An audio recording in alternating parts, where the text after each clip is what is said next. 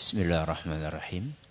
Assalamualaikum warahmatullahi wabarakatuh.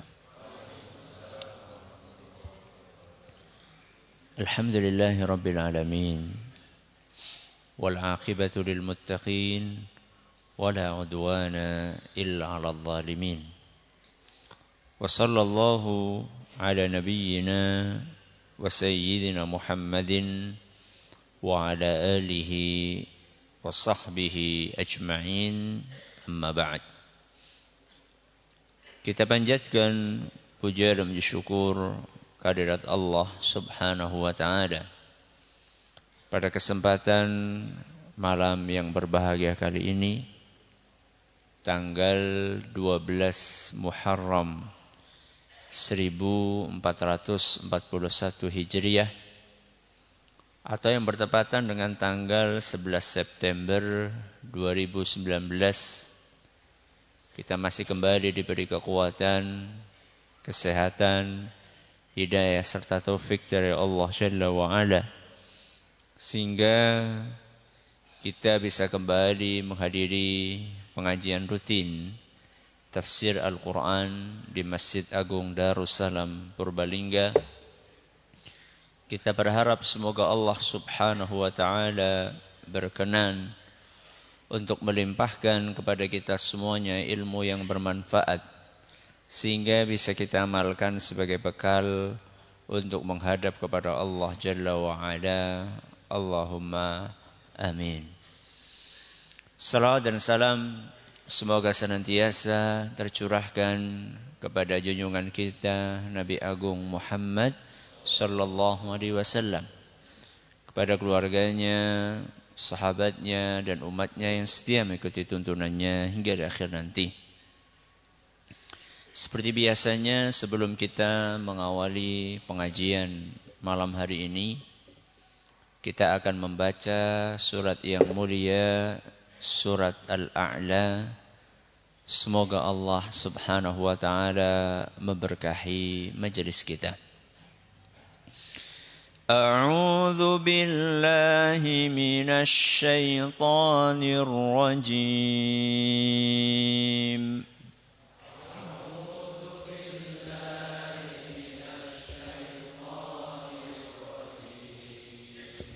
بسم الله الرحمن الرحيم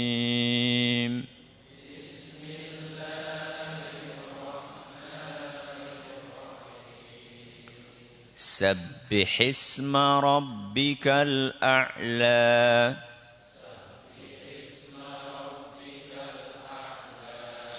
الذي خلق فسوى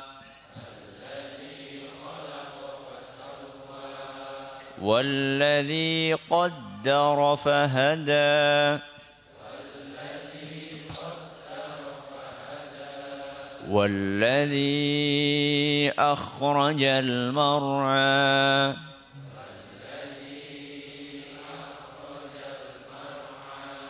فجعله غثاء أحوى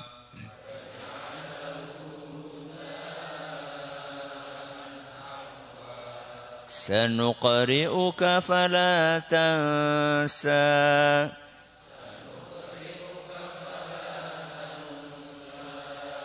إلا ما شاء الله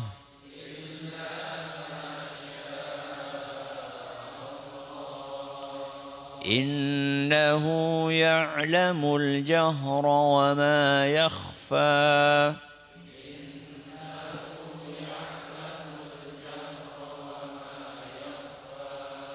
ونيسرك لليسرى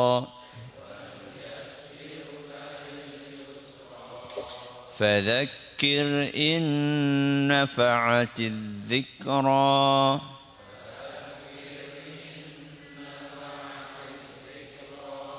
سيذكر من يخشى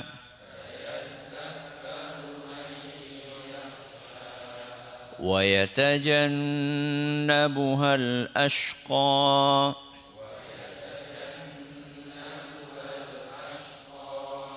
الذي يصلى النار الكبرى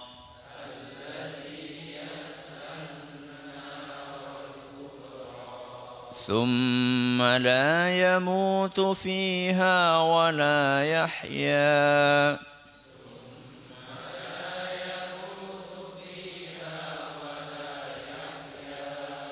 قد أفلح من تزكى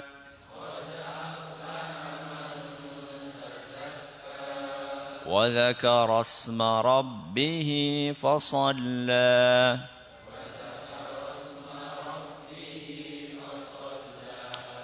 بل تؤثرون الحياة الدنيا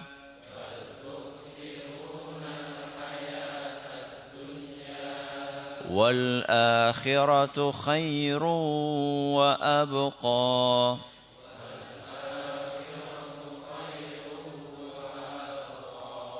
إن هذا لفي الصحف الأولى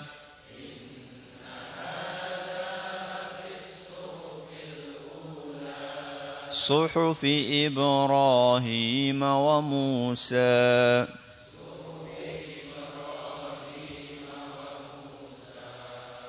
Para hadirin dan hadirat sekalian yang kami hormati dan juga segenap pendengar serta pemirsa yang mudah-mudahan senantiasa dirahmati oleh Allah Azza wa Jalla. Sebelum kita memasuki materi hari ini, pertama saya ingin menyampaikan apa yang sudah saya sampaikan kemarin di Masjid Pondok tentang pengumuman kerja bakti. Ya, insyaallah pada hari Ahad nanti tanggal 15 September kita akan mengadakan kerja bakti. Monggo silahkan yang punya keluangan waktu bisa menghadirinya, namun membawa alat. Apa alatnya? Cangkul. Ya. Sekali-kali macul. Ya. Jadi silahkan monggo pada hari apa? Ahad tanggal 15 September jam 7 pagi sampai selesai. Ya, sampai selesai. Wah, berarti nanti sore. Ya insyaallah ora lah. Ya. Insyaallah enggak. Apalagi kalau misalnya yang hadir banyak, insyaallah kita garap bareng-bareng, insyaallah akan cepat selesai. Jadi itu tugasnya bapak-bapak, bawa cangkul, kemudian kerja bersama. Kalau ibu-ibu seperti biasanya menyiapkan asupan gizi buat para bapak supaya kerjanya semangat. Ya, monggo silakan ibu-ibu, nasi boleh, snack boleh, buah boleh, minuman boleh. Ya, silahkan. Yang penting bisa jadi bensin buat siapa? Buat bapak-bapak. Mas-mas boleh enggak? Ya boleh. Ya, boleh juga. Ya, silahkan pada hari Ahad 15 September jam 7 pagi. Kemudian yang kedua, ada permohonan untuk doa untuk salah satu jamaah pengajian kita, Mas Luki Hanifan bin Samyo Nuruddin yang sedang koma, ya, dirawat di ICU di rumah sakit. Kita doakan mudah-mudahan Allah berkenan untuk mengaruniakan kesembuhan total kepada beliau. Mohon keikhlasannya untuk mendoakan beliau. Bismillahirrahmanirrahim. Alhamdulillahirabbil alamin, arrahmanir rahim, maliki yaumiddin. Allahumma shalli ala Muhammad wa ala ali Muhammad kama shallaita ala Ibrahim wa ala ali Ibrahim innaka Hamidum Majid. Allahumma barik ala Muhammad wa ala ali Muhammad kama barakta ala Ibrahim wa ala ali Ibrahim innaka Hamidum Majid. Allahumma rabban nas mudhibal ba's اشفي لك حنفا أنت الشافي لا شفاء إلا شفاؤك شفاء لا يغادر سقما اللهم رب الناس مذهب الباس اشفه أنت الشافي لا شفاء إلا شفاؤك شفاء لا يغادر سقما اللهم رب الناس مذهب الباس اشفه أنت الشافي لا شفاء إلا شفاؤك شفاء لا يغادر سقما وآخر دعوانا الحمد لله رب العالمين. Ayat yang terakhir kita bahas ayat berapa? Ayat berapa? Ayat 7 separuh. Yaitu firman Allah Subhanahu wa taala, illa ma syaa Allah. Kemarin kita bahas berapa ayat? 1 ayat setengah. Yang 1 ayat itu ayat berapa? Ayat 6. Napa bunyinya? Sanuqri'uka fala tansa illa ma syaa Allah. Sanuqri'uka, kami akan bacakan Al-Quran kepadamu. Fala tansa, dan setelah itu engkau tidak akan lupa. Illa ma syaa Allah, kecuali kalau Allah berkehendak. Kemarin kita telah sampaikan bahwa Allah Subhanahu wa taala menurunkan ayat ini ada sebabnya. Ada sebabnya. Masih ingat kemarin kita telah sampaikan bahwa Rasulullah SAW itu kalau kedatangan wahyu berupa ayat Al-Quran yang dibacakan oleh sinten? Malaikat Jibril. Maka Nabi SAW berusaha untuk mengulang-ulang membaca. Ya. Beliau SAW membaca apa yang disampaikan oleh Jibril padahal malaikat Jibril belum selesai. Kenapa Rasulullah SAW melakukan itu? Karena khawatir. Di dalam hatinya beliau merasa khawatir jangan-jangan lupa. Ya. Kalau misalnya ada yang kelupaan, nanti saat beliau menyampaikan kepada umatnya, bahaya apa badan? Bahaya, ada yang kelewat. Maka karena dorongan tanggung jawab harus menyampaikan wahyu Allah secara sempurna, maka beliau pun membaca sebelum malaikat Jibril selesai menyampaikan ayat Al-Quran. Maka Allah turunkan firman-Nya, sanuqri'uka fala tansa. Kami yang akan bacakan wahai Muhammad, enggak usah merasa takut, engkau tidak akan pernah lupa. Ya. Illa ma syaa Allah, kecuali kalau Allah berkehendak. Nah, malam hari ini kita akan membahas potongan separuh dari ayat yang ke-7, yaitu innahu ya'lamul jahra wa ma yakhfa. Sesungguhnya Allah itu mengetahui apa yang terlihat, apa yang terang, wa ma yakhfa, dan apa yang tersembunyi. Dalam tafsir Ar-Razi dijelaskan apa sih korelasi antara akhir ayat ini dengan ayat yang sebelumnya. Kata beliau, Allah itu mengetahui apa yang engkau baca di mulutmu saat engkau berusaha menirukan sinten? Malaikat Jibril. Dan Allah mengetahui isi hatimu. Wa ma yakhfa, dan apa yang tersembunyi di dalam hatimu. Apa yang tersembunyi di dalam hati Nabi kita Muhammad SAW? Perasaan khawatir.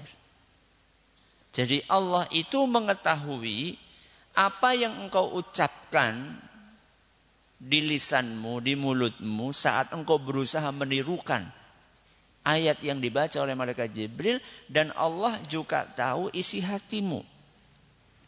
Bahwa engkau melakukan itu karena perasaan khawatir jangan sampai ada yang terlupa dan terlewat. Ini korelasi antara akhir ayat ke-7 dengan ayat yang ke-6.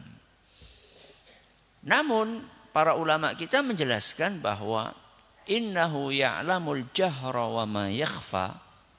Sesungguhnya Allah mengetahui apa yang terang dan apa yang tersembunyi.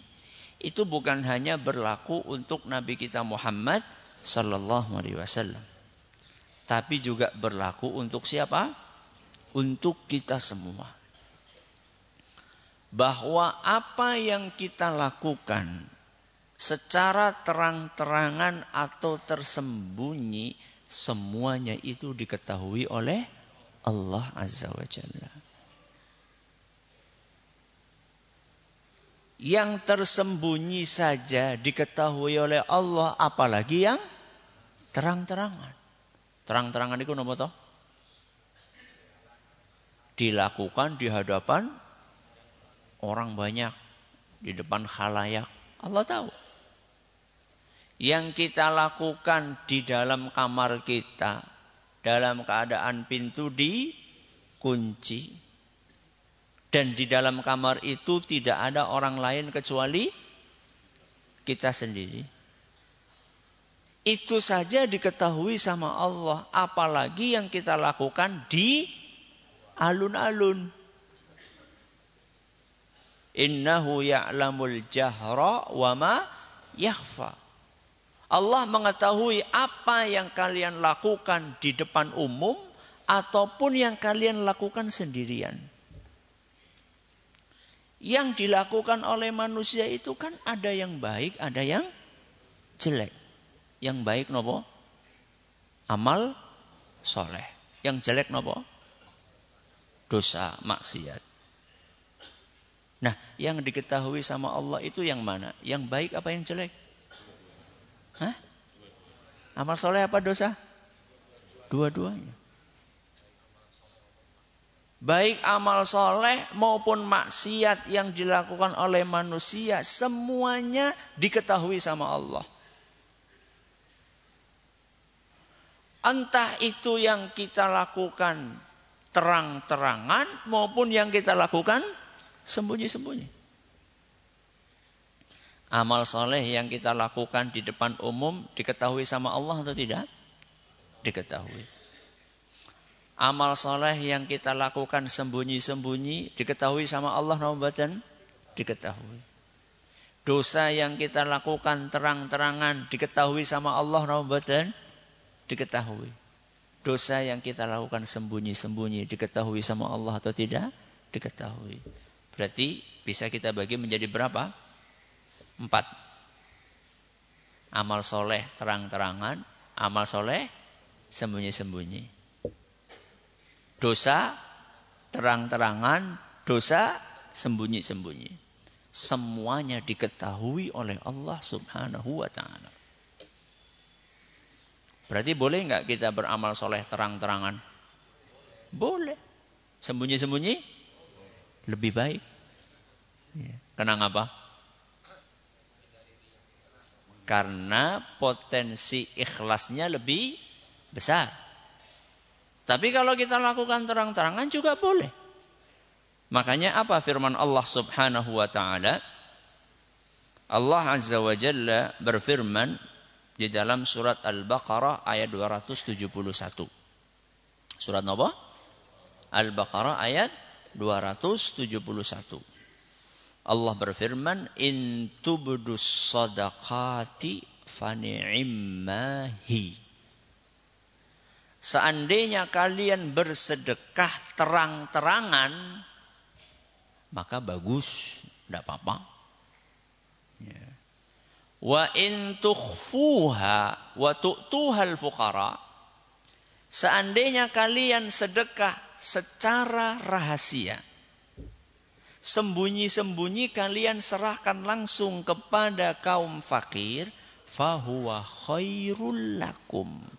Yang seperti itu lebih baik. Apa yang jenengan simpulkan dari ayat ini? Boleh enggak sedekah terang-terangan? Boleh. Tapi lebih baik napa? Sembunyi-sembunyi. Kenapa? Kenapa lebih baik sembunyi-sembunyi? Tadi sudah saya sampaikan. Napa? Potensi keikhlasannya lebih besar. Saya katakan potensi ikhlasnya lebih besar.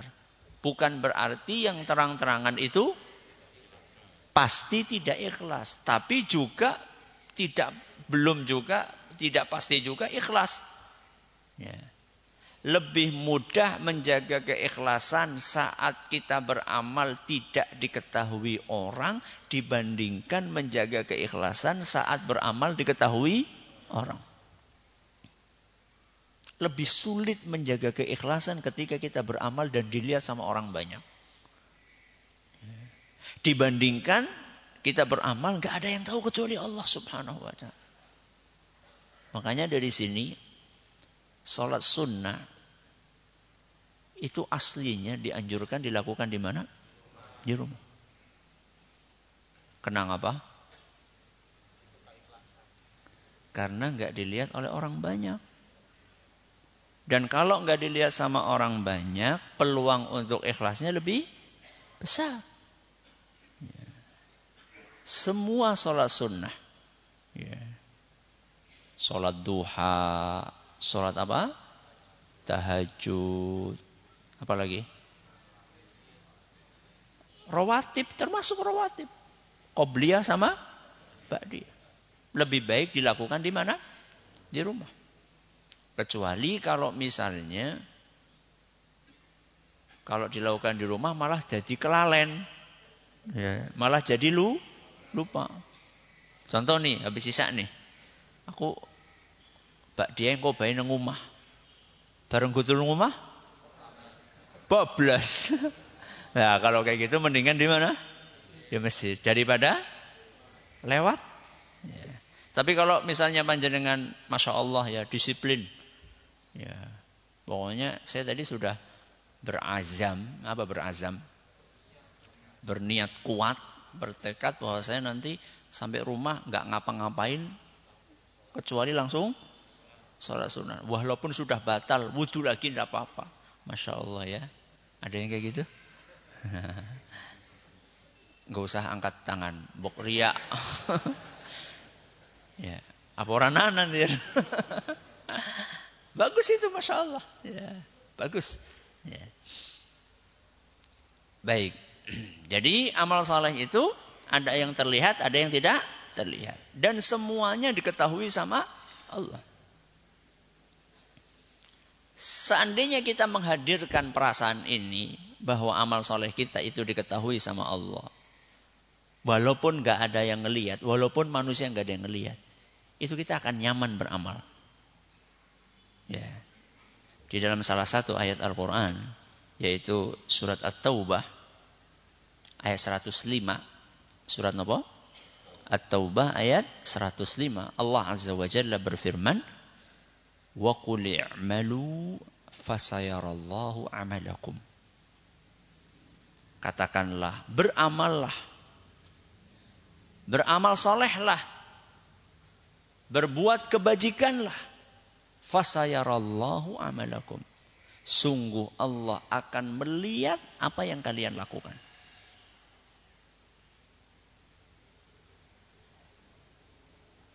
Walaupun kita beramal di sebuah tempat yang tidak ada satupun manusia yang melihatnya, maka ingat Allah pasti tahu. Orang yang menghadirkan perasaan ini, dia akan ringan melakukan amal soleh sekalipun gak ada yang melihat. Buat dia itu tidak terlalu penting orang tahu atau tidak tahu. Yang paling penting dari dia, Allah itu tahu. Makanya dia itu tidak terlalu memperhatikan apakah orang tahu bahwa saya itu yang nyumbang kipas angin ini semua misalnya. Buat dia nggak terlalu penting. Buat dia nggak terlalu penting orang tahu apakah saya yang nyumbang AC ini semua. Buat dia nggak penting. Buat dia nggak penting masjid ini dibangun harus pakai nama saya. Ya, jadi setiap bangun masjid itu harus nama sesuai dengan nama yang infak. Buat dia nggak penting. Karena masjid itu mau dinamakan dengan nama dia atau tidak, Allah itu tahu. Ya. Buat dia nggak terlalu penting bahwa infak saya itu harus ditulis di papan tulis, harus diumumkan setiap malam Jumat atau setiap habis sholat Jumat. Ya. Infak atas nama hamba Allah, mohon doanya untuk keluarga Fulan bin Fulan. Loh ya pada baik. Jadi ini hamba Allah bareng gue, mohon doa untuk keluarga Fulan bin Fulan. Lengkap alamat jalan ini. Loh, katanya hamba Allah. Saya tidak mengatakan orang itu riya, bukan, enggak. Tadi kan kita katakan boleh beramal soleh terangan, boleh, enggak ada yang melarang. Tapi beramal sembunyi-sembunyi itu lebih mudah menjaga nopo? Keikhlasan. Ya, lebih mudah menjaga keikhlasan. Ya. Termasuk zikir. Makanya Rasulullah SAW itu pernah menegur sahabat beliau yang zikirnya keras. Ya. Dalam hadis yang diriwayatkan oleh Imam Bukhari dan Muslim, kunna Abu Musa al-Ash'ari, salah seorang sahabat Nabi SAW radhiyallahu anhu bercerita, kunna ma'an Nabi sallallahu alaihi wasallam fi safarin. Pada suatu hari kami bersafar, bepergian jauh bersama dengan Rasulullah sallallahu alaihi wasallam. Fakunna idza alawna kabbarna. Kami ketika jalanan nanjak, ketika jalanan nanjak, maka kami pun bertakbir. Allahu Akbar. Ini sunnah. Jadi sunnah Rasul SAW itu kalau kita lagi melakukan perjalanan kemudian jalannya nanjak itu bertakbir. Kalau jalannya temurun, bertasbih. Sunnah. Ya. Monggo dipraktekan. Ya, setiap naik Allahu Akbar, setiap turun subhanallah. Ya. Cuman saat itu para sahabat itu takbir seru banget. Ya. Saking semangatnya. Faqala an-nabiy sallallahu alaihi wasallam, maka Rasulullah SAW pun bersabda, ayyuhan nas irba'u ala anfusikum. Wahai para sahabatku, kasihanilah diri kalian. Kasihanilah diri kalian. Kenapa wahai Rasul? Fa innakum la tad'una asamma wala ghaiba. Kalian itu bukan sedang berdoa memanggil zat yang tuli dan zat yang tidak ada. Kalian sekarang itu sedang berzikir, sedang berdoa, sedang memohon kepada siapa? Apakah yang kalian mintai itu adalah zat yang tuli atau zat yang tidak ada? Walakin tad'una sami'an basira. Tapi yang sekarang kalian sedang zikir, yang sedang kalian doa, yang sedang kalian mohon adalah sami'an. Napa sami'an? Zat yang maha mendengar. Basiran, zat yang maha melihat. Berarti kalau misalnya yang sedang kita mintai itu maha mendengar, perlu enggak ngorong-ngorong? Keras-keras perlu enggak? Enggak perlu. Kecuali kalau memang disyariatkan untuk keras. Contohnya apa? Azan. Masa anak azan? Allahu Akbar, Allahu Akbar. Ya enggak mungkin tuh. Kalau azan memang dianjurkan keras. Tapi apa kemudian seluruh zikir jadi seperti itu kan? Enggak. Ada zikir-zikir yang memang momennya disuruh keras. Ya, azan, takbiran. Bareng kon takbiran malah orang pada takbiran isin. Gimana? Ini disuruh keras sekarang. Nah, nanti kalau waktunya lirih ya lirih. Ya. Jadi ini amal soleh. Jadi amal soleh itu yang terlihat maupun yang tidak terlihat, yang dilakukan terang-terangan maupun yang dilakukan sembunyi-sembunyi, semuanya diketahui oleh Allah. Innahu ya'lamul jahra wa ma yakhfa. Baik, sekarang kita pindah. Yang dilakukan manusia kan enggak cuma amal kebajikan, ada juga yang dilakukan oleh manusia berupa dosa-dosa. Nah, dosa itu pun juga ada yang kelihatan, ada yang enggak kelihatan. Ada yang terang-terangan, ada yang sembunyi-sembunyi. Yang terang-terangan contohnya apa? Nyopet itu kumpetan. Yang terang-terangan apa contohnya? Pacaran? Apa pacaran pada terang-terangan? Oh iya. Dulu putihnya boncengan. Betul. Apa lagi? Konser apa? Dangdut. Ya itu kan terang-terangan. Ya. Joget kayak gitu. Kemudian pada nyawer. Ya. Na'udzubillahi min dzalik. Itu kan terang-terangan di depan orang banyak. Semakin banyak yang melototi, itu semakin bangga apa semakin malu? Hah? Bangga apa malu? Siapa sih bangga? Ya. Jadi dosa ada yang dilakukan terang-terangan. Seperti nun sewu film-film yang tidak mendidik, itu kan terang-terangan. Ya. Di syuting, kemudian setelah itu diapakan? Dipublikasikan. Itu yang terang-terangan di depan umum. Ya.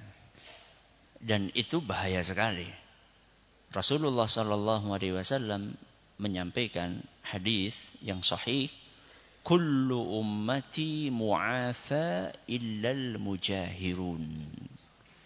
Setiap umatku berpeluang diampuni dosanya, kecuali orang yang terang-terangan berbuat maksiat di depan umum.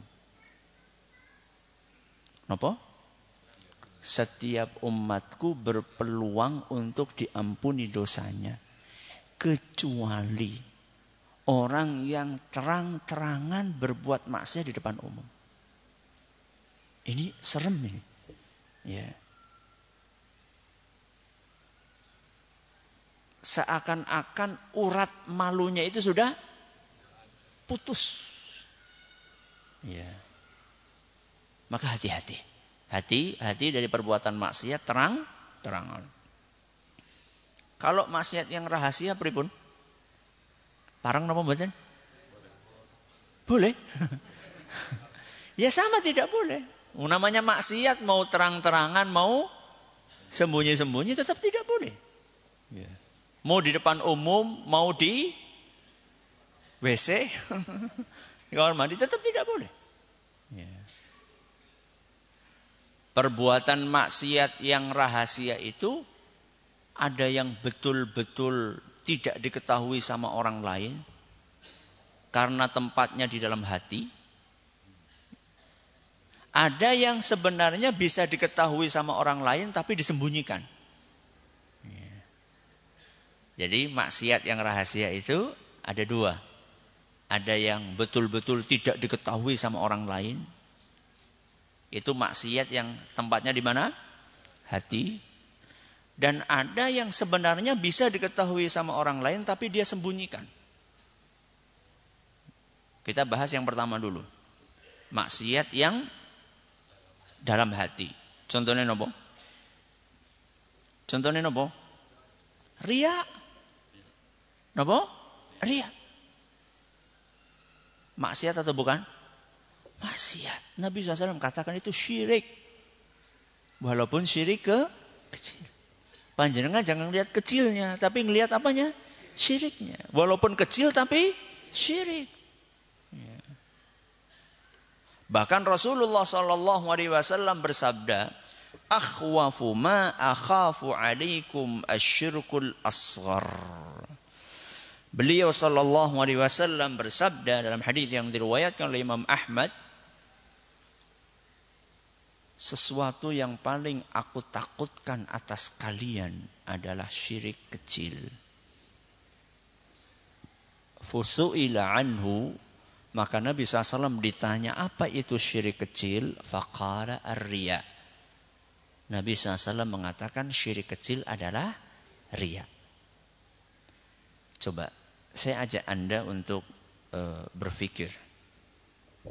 Nabi SAW sedang berbicara. Sesungguhnya yang aku paling khawatirkan atas kalian. Dosa yang paling aku takutkan atas kalian. Kalian. Saat Nabi SAW berbicara, siapa yang dimaksud dengan kalian di sini? Sinten? Semua yang hadir saat itu. Sinten? Para sahabat Nabi SAW. Siapa para sahabat Nabi? Abu Bakar, Umar, Utsman, Ali, Abdurrahman bin Auf, Sa'ad bin Abi Waqqas. Siapa manusia-manusia tadi? Manusia-manusia yang sudah dijamin masuk surga. Manusia-manusia yang sudah dijamin masuk surga. Nabi masih khawatirkan dari penyakit riya. Bagaimana dengan kita? Maka kalau kita merasa aman dari penyakit riya, itu tanda bahwa iman kita itu masih tipis sekali. Ya. Abu Bakar As-Siddiq, orang yang bebas masuk surga lewat pintu manapun. Oleh Nabi SAW masih diwanti-wanti dengan penyakit yang satu ini. Bagaimana dengan kita? Ya, yang dosanya menumpuk, ya, amal solehnya banyak yang belum kita lakukan. Sehingga maksiat yang satu ini perlu kita waspadai. Jangan panjenengan fikir kalau panjenengan sudah hadir pengajian secara rutin. Sudah sholat 5 waktu. Tepat pada waktunya. Jangan panjenengan fikir bahwa kita ini sudah pasti masuk surga, sudah pegang kunci surga. Belum tentu. Ya.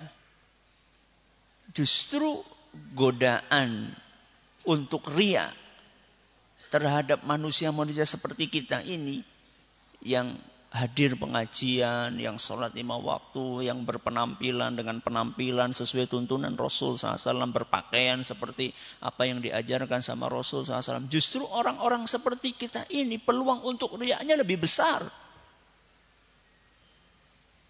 dibandingkan orang-orang yang, maaf, mereka mungkin masih tenggelam dalam minuman keras, dalam narkoba, dalam perzinaan. Karena riya itu kan memamerkan amal kebajikan. Orang-orang yang masih tenggelam dalam perbuatan-perbuatan dosa besar seperti tadi, zina, miras, narkoba, apa yang mau mereka riakan? Mereka mau riak apa? Lah kalau orang yang rajin sholat, rajin puasa, rajin zakat, ya, amal-amal soleh ini akan terus digoda kita sama syaitan untuk tidak ikhlas di dalamnya. Kita pamer dengan amal soleh tersebut. Jangan dipikir kalau misalnya kita tidak ikhlas dalam beramal, itu cuma sekedar nggak dapat pahala. Oh enggak. Ya. Bukan sekedar kita nggak dapat pahala. Ya. Tapi kita ini terancam dengan neraka. Ya. Dan bukan hanya terancam dengan neraka, tapi terancam untuk masuk neraka pertama kali. Dalam hadis riwayat Muslim, Rasulullah sallallahu alaihi wasallam bersabda, "Inna awwalan nasi yuqda yaumal qiyamah." Manusia yang pertama kali nanti akan disiksa di hari kiamat adalah 3 jenis manusia. Dan semuanya itu orang-orang yang lahiriahnya beramal soleh. Orang yang jihad, orang yang rajin sedekah, orang yang rajin belajar ilmu agama, mengajarkan ilmu agama. 3-tiganya itu adalah orang-orang yang penampilannya baik. Apa masalahnya? Riya. Penyakitnya 3 orang ini sehingga mereka dimasukkan ke dalam neraka itu riya. Ya.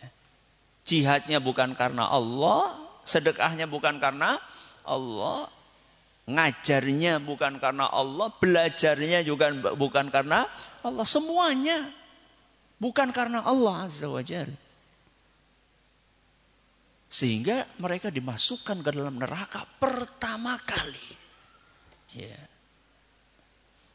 Dan habis pengajian ini bukan kemudian lantas wis ngasobai golek apa? Sedekah lah. Ngasobai golek ngaji. Ya. Sudah habis. Ya. Maka mari waspadai setiap perbuatan dosa yang kita lakukan, yang terlihat maupun yang tidak terlihat. Wallahu ta'ala a'la wa a'lam. Mudah-mudahan bermanfaat buat kita semuanya. Subhanakallahumma wa bihamdika asyhadu an la ilaha illa anta astaghfiruka wa atubu ilaik. Assalamualaikum warahmatullahi wabarakatuh.